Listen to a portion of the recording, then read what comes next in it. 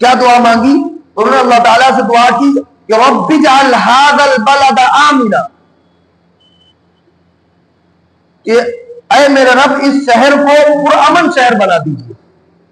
پہلے تو اس شہر کے لیے جو کہ وہاں پر اس وقت نہیں تھا، آباد ہونا تھا مکہ، وہاں پر اس وقت تو کچھ بھی نہیں تھا وہاں پر، تو دعا فرمائی کہ اللہ تعالیٰ اس شہر کو پرامن شہر بنا دیجیے۔ اس سے پتا چلا کہ کسی بھی شہر کے اچھا ہونے کے لیے یہ ضروری ہے کہ وہ پرامن ہو، یعنی لڑائی جھگڑے سے، خون خرابے سے اور ان تمام چیزوں سے صاف ہو، پاک ہو، جبھی وہ شہر رہنے لائق ہوتا ہے۔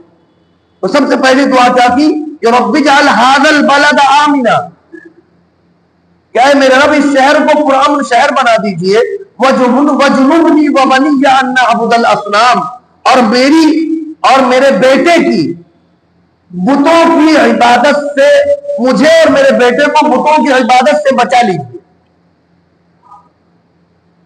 رب انہن اضللن کثیرا من الناس، اے میرے رب انہوں نے یعنی بتوں نے بہت سارے لوگوں کو گمراہ کر دیا ہے، بتوں نے بہت سارے لوگوں کو گمراہ کر دیا ہے۔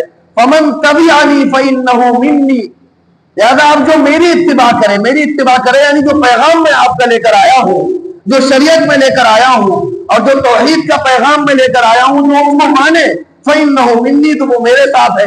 ومن عصانی، اور جو میری نافرمانی کرے یعنی میری بات کو ٹھکرا دے، میری بات نہ مانے اور بتوں کی پرستش کرتا رہے، فإنک غفور رحیم، تو آپ تو بہت زیادہ معاف کرنے والے اور بڑے مہربان ہیں، بڑے رحیم ہیں، یعنی آپ چاہے تو مغفرت فرما دیں، آپ چاہے تو رحم فرمائیں، تو آپ کا معاملہ ہے جو میری نافرمانی کرے۔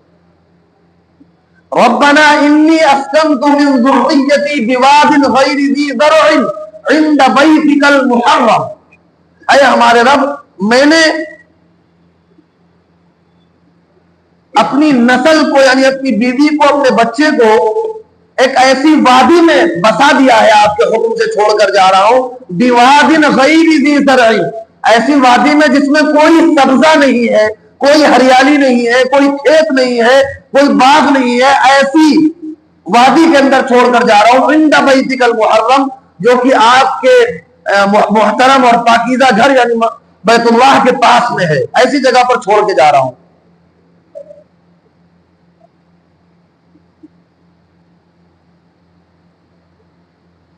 پھر دعا کی ربنا لیقیموا الصلاۃ واجعل افئدۃ من الناس تہوی الیہم، کہ اللہ تعالیٰ اس جگہ پر نماز کو قائم فرما دیجئے اور لوگوں کے دلوں کو اس جگہ کی طرف موڑ دیجئے، یعنی بیت اللہ کی طرف لوگوں کے دل منہ جائیں، لوگوں کے دل کھنچ جائے۔ لہذا آپ دیکھیے کہ آج بیت اللہ کے اندر ایک ایسا مقناطیس ہے، ایسی اس کے اندر کشش اللہ تعالیٰ نے رکھ دی ہے کہ چاروں طرف سے پوری دنیا سے لوگ کھینچے ہوئے چلے جاتے ہیں بیت اللہ کی طرف، پوری دنیا سے لوگ کھینچے ہوئے چلے جا رہے ہیں۔ یہ حضرت ابراہیم علیہ السلام نے دعا کی تھی کہ اللہ تعالیٰ لوگوں کے دلوں کو بیت اللہ کی طرف موڑ دیجئے، کھنچ جائیں لوگوں کے دل۔ وارزقہم من الثمرات، اور ان کو پھلوں کے ذریعے رزق دیجئے۔ یہاں پر مکہ میں تو مکہ میں نہ کوئی پھل پیدا ہوتا ہے، نہ وہاں پر کوئی سبزہ ہے، نہ کھیت، آج بھی نہیں ہے وہاں، آج بھی نہ وہاں پر کھیت ہے، نہ باغ ہے، نہ ہریالی ہے، کچھ بھی نہیں ہے۔ لیکن جو لوگ وہاں جاتے ہیں وہ جانتے ہیں کہ دنیا کا کوئی ایسا پھل نہیں جو بیت اللہ کے ارد گرد نہ ملتا، وہاں پیدا کچھ بھی نہیں ہوتا، لیکن جو یہاں بھی آپ کو نہیں ملے گا وہ وہاں ملے گا، کیونکہ پوری دنیا کے پھل وہاں پہنچتے ہیں، سب وہاں پر اپنا ساز و سامان اور تجارت لے کر کے پہنچتے ہیں۔ یہ حضرت ابراہیم علیہ السلام کی دعا تھی، وَارْزُقْهُم مِّنَ الثَّمَرَاتِ، یہ پھلوں کے ذریعے ان کو رزق دیجئے جو لوگ یہاں آباد ہو، لَعَلَّهُمْ يَشْكُرُونَ، ایسا کیوں؟ تاکہ وہ آپ کے شکر گزار بن جائیں، تاکہ وہ پھل کھائیں اور پھر آپ کا شکر ادا کریں۔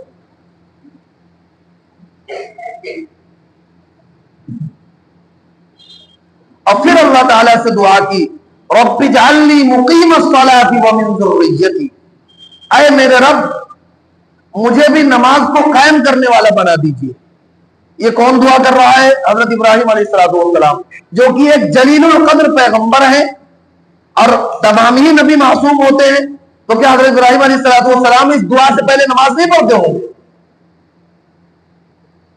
کیا حضرت ابراہیم علیہ السلام اس دعا کو مانگنے سے پہلے نماز نہیں پڑھتے ہو گے؟ یقیناً پڑھتے ہیں۔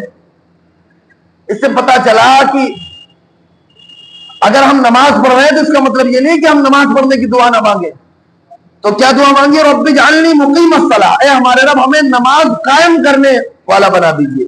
جہاں جہاں بھی قرآن کریم میں نماز پڑھنے کا ذکر ہے تو کہیں پر بھی نماز پڑھنے کا ذکر نہیں آیا، بلکہ یہی اللہ تعالیٰ نے فرمایا اقیم الصلاۃ، نماز قائم کرو۔ اس کے پیچھے ایک حکمت ہے، قرآن کا کوئی بھی لفظ ایسے ہی نہیں آیا۔ نماز پڑھنا اور نماز قائم کرنے میں بہت فرق ہے۔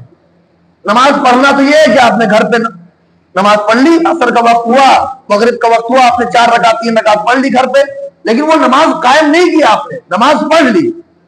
نماز قائم کرنا یعنی نماز کو جماعت کے ساتھ پڑھنا، اس کے پورے آداب کی رعایت کرتے ہوئے خشوع و خضوع کے ساتھ نماز پڑھنا، یہ مطلب ہوتا ہے اقامت نماز، یعنی نماز کو قائم کرنا۔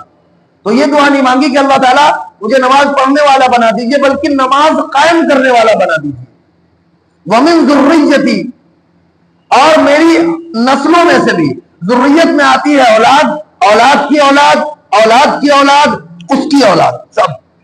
تو کیا دعا مانگی کہ نہ صرف مجھے بلکہ میری آنے والی نسلوں کو بھی نماز قائم کرنے والا بنا دیجیے۔ اس سے یہ بھی پتا چلا کہ ہمیں نہ صرف اپنے لیے بلکہ اپنی اولاد کے لیے بھی دعا کرنی چاہیے کہ اللہ تعالیٰ انہیں بھی نمازی بنائے اور دین کے کاموں میں لگائے۔ اس کی کوشش بھی کرنی چاہیے اور اللہ تعالیٰ سے دعا بھی کرنی چاہیے۔ ربنا وتقبل دعا، اے ہمارے رب ہماری اس دعا کو قبول فرما لیجیے۔ آگے فرمایا ربنا اغفر لی ولوالدی وللمؤمنین یوم یقوم الحساب۔ ربنا اغفر لی، اے ہمارے رب میری مغفرت فرما دیجیے۔ کون دعا مانگ رہا ہے؟ حضرت ابراہیم علیہ السلام، جن سے کبھی کوئی غلطی ہوئی ہی نہیں، ان سے کبھی کوئی خطا ہوئی ہی نہیں، لیکن کیا فرما رہے ہیں کہ اے ہمارے رب میری مغفرت فرما دیجیے۔ اس سے پتا چلا کہ کوئی کتنے ہی بلند مقام پر فائز ہو جائے، تقویٰ کے، ولایت کے، اللہ تعالیٰ کی مغفرت کا محتاج ہے۔ کتنا ہی بڑا متقی ہو جائے، کبھی وہ استغفار سے مستغنی نہیں ہو سکتا۔ کبھی بھی کوئی کتنا ہی بڑا اللہ والا بن جائے، وہ یہ نہیں کہہ سکتا کہ اب مجھے استغفار کی یعنی اللہ تعالیٰ کی مغفرت کی ضرورت ہے۔ جب پیغمبر یہ کہہ رہے ہیں ربنا اغفر لی، اے ہمارے رب میری مغفرت فرما دیجیے، وَلِوَالِدَيَّ، اور میرے والدین کی مغفرت فرما دیجیے۔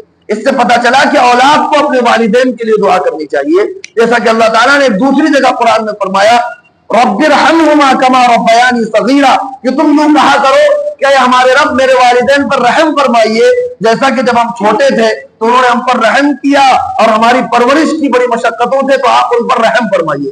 تو ابراہیم علیہ السلام نے بھی دعا کی ربنا اغفر لی، اے ہمارے رب میری مغفرت فرما دیجیے، وَلِوَالِدَيَّ، اور میرے والدین کی مغفرت فرما دیجیے، وَلِلْمُؤْمِنِينَ، اور تمام مومنوں کی، یعنی جتنے بھی ایمان لانے والے ہیں اللہ تعالیٰ سب کی مغفرت فرما دیجیے۔